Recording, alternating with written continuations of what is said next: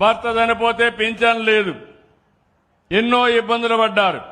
ఈ రోజు నేను వచ్చిన తర్వాత ఒకటే చెప్పాను, భర్త చనిపోతే ఆ నెల నుంచి ఆయన భార్యకు పింఛనిచ్చే విధానం, వితంతో పింఛనిచ్చే విధానాన్ని తీసుకొచ్చామని చెప్పి కూడా నేను మీకు తెలియజేస్తున్నా. ఈ నెలలో మీరు చూస్తే 7,872 మందికి వితంతో పింఛన్లు కొత్తగా ఇచ్చాం. మాది ఒంట్ల మామిడి పంచాయతీ. నా భర్త చచ్చిపోయి 2 సంవత్సరాలు అవుతుంది.